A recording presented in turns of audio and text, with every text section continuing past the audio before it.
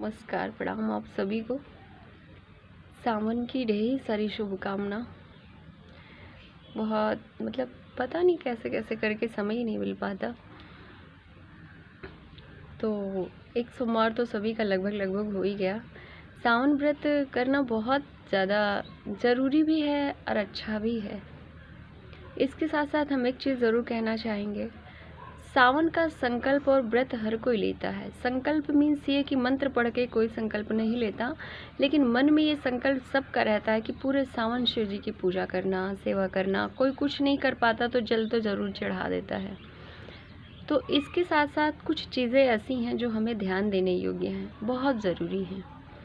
जैसे लाइफ ऐसा है, हमारे जीवन की अगर ज़रूरतें कहा जाए तो वो दूसरी चीज़ हैं, लेकिन हम अपने मन को इतना बढ़ा लेते हैं कि हम चाह कर भी अपने आप पे कंट्रोल नहीं कर पाते। जैसे खाने पीने का हो गया और भी किसी चीज़ का हो गया, तो हम उस तरीके से नहीं कर पाते जो हमें करना चाहिए। अब जैसे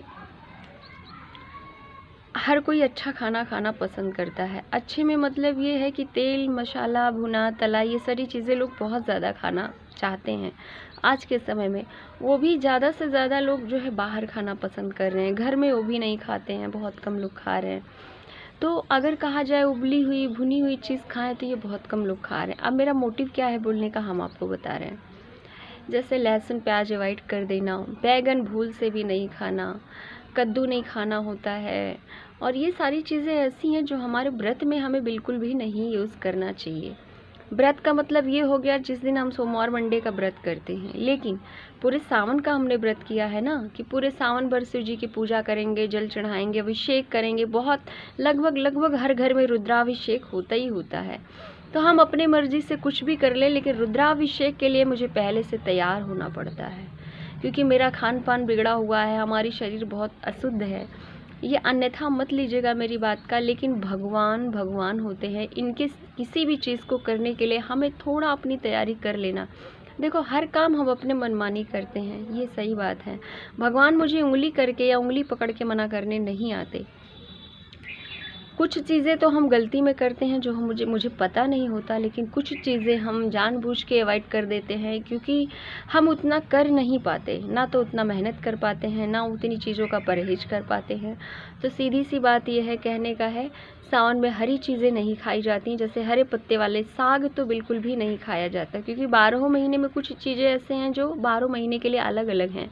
जैसे भादों में दही लोग नहीं खाते। देहाती कहावत है ना कि भादों में दही, इसलिए जो छठी का पूजा होता है उसमें दही, तो उसमें दही प्रयोग किया जाता है, लेकिन वैसे कहा जाता है कि भादों में शायद दूध या दही कुछ ऐसी चीज़ का परहेज करते हैं। तो उसी हिसाब से सावन में साग नहीं खाते। बाकी और किसी महीने में जैसे कार्तिक हो गया, कार्तिक में उड़द की दाल नहीं खाते। तो ये सारी चीज़ों का थोड़ा सा परहेज होता है। सब मिला के लक्ष्य मेरा क्या है कि भगवान, एक तो होता है सीधा सा पूजा करना, दूसरा होता है लक्ष्य हम भगवान की प्राप्ति हम कैसे करें। तो ये छोटी छोटी चीज़ों को करके हम धीरे धीरे अपने मन को, अपने आप को तो नहीं, अपने मन को हम भगवान के श्री चरण की ओर लेकर के धीरे धीरे जाते हैं।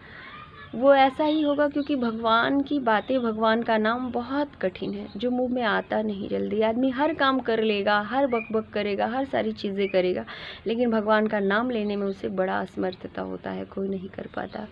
ये तब होता है जब हमारे पाप शरीर के जितने हैं वो जब कटते हैं, तभी हम भगवान का जाप कर सकते हैं। ज़बरदस्ती हम भले बैठें, पूजा पे बैठते हैं 1 घंटा, लेकिन हमारा उस तरह से मन नहीं लगता जैसा लगना चाहिए। इन सब का कारण यही है कि हम उस तरह से अपने आप को तैयार नहीं किए हुए हैं। तो वही है, सावन में लोग जैसे शिव जी का दर्शन करने जा रहे हैं, लोग जल चढ़ाने जा रहे हैं, कोई कांवर लेके जा रहा है, तो हम कम से कम इस बात का ध्यान रखें कि हमारे खान पान का थोड़ा परहेज हो। दूसरी चीज़, आजकल लोग कहीं भी बैठ जाते हैं, कहीं भी सो जाते हैं, कहीं भी कुछ कर लेते हैं। नॉर्मल आप कुछ भी कीजिए, उसके लिए परहेज नहीं है। मेरी बात का प्लीज़ कोई भी अन्यथा मत लीजिएगा, लेकिन यही चीज़ें हम ज़्यादा से ज़्यादा परहेज करें, अपनी शुद्धता पर हम बहुत ज़्यादा ध्यान दें, क्योंकि ये भगवान की बातें हैं, परमेश्वर की चीज़ें हैं। हमारे अंदर स्वच्छता का विशेष ध्यान हमें रखना है, आंतरिक और बाहरी। इसलिए कि आंतरिक मीन्स ये कि अपने मन की शुद्धता करें, जो खान पान से हो सकता है। और दूसरी चीज़ ये हो जब खान पान का मोटिव क्या है जानते हैं? जब हमारा खान पान शुद्ध रहेगा तो हमारे मन पे असर करेगा, हमसे गलत चीज़ें नहीं होंगी। हाँ, जैसे झूठ बोलना हो गया, किसी के प्रति द्वेष भाव हो गया, किसी की बुराई हो गई, किसी का कुछ हो गया, तो ये सारी चीज़ें जिसको विकार कहते हैं, मन का विकार दूर होगा। मन का विकार दूर होने का मतलब मन को बड़ा शीतल होना होता है, शांत होना होता है। ठीक है, मेरी बात का अन्यथा मत लीजिएगा। शिव शिव से हर किसी पे भगवान की कृपा बनी रहे। वीडियो बहुत लंबी थोड़ी सी हो गई, और आप लोग जैसा होगा कमेंट करके ज़रूर सजेस्ट कीजिएगा, हम आपको आगे कुछ और बताएंगे। बहुत दिन से दिमाग में बातें चल रही थी। वैसे सावन का कथा हो गया, और सावन की जो गीतें हो गई, कजरी जिसको कहते हैं, ये हम थोड़ा सा आपको बताएंगे प्लीज़। ठीक है, हर हर महादेव, ओम काली सभी।